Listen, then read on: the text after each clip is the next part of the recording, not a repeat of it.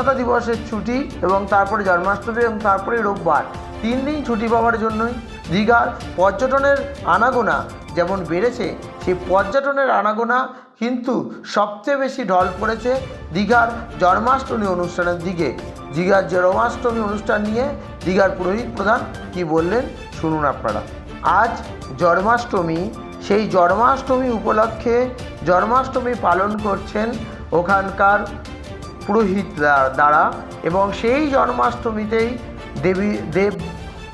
জন্মাষ্টমীতেই জগন্নাথ দেবের সেবা কিভাবে হচ্ছে তা কিন্তু তুলে ধরছি আমরা। জগন্নাথ দেবের সেবা এবং জগন্নাথ দেবের শয্যার মাধ্যমে গোপাল ঠাকুরকে শয্যা দিয়েই ওখানে শুরু হলো জন্মাষ্টমীর অনুষ্ঠান।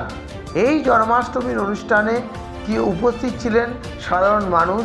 কাল থেকেই দীঘায় ভিড় হয়েছে প্রবল মানুষের, কারণ সরকারি নথি অনুযায়ী স্বাধীনতা দিবসের ছুটি এবং তারপরে জন্মাষ্টমী এবং তারপরে রোববার 3 দিন ছুটি পাওয়ার জন্যই দীঘার পর্যটনের আনাগোনা যেমন বেড়েছে, সেই পর্যটনের আনাগোনা কিন্তু সবচেয়ে বেশি ঢল পড়েছে দীঘার জন্মাষ্টমী অনুষ্ঠানের দিকে।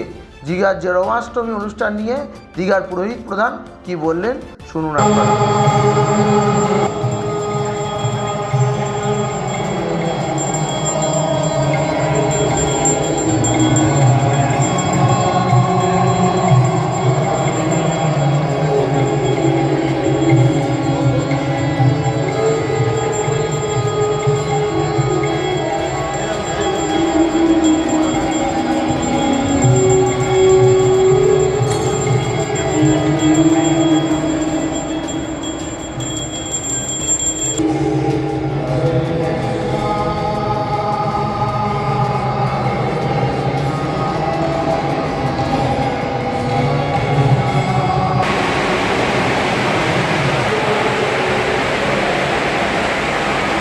তো আজকে জন্মাষ্টমী উৎসব পালন হচ্ছে দীঘা জগন্নাথ মন্দিরে।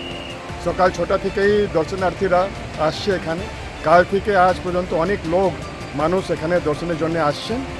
সকাল থেকেই অনেক লোক আসছেন, ভগবানকে ভোগ নিবেদন করা হচ্ছে।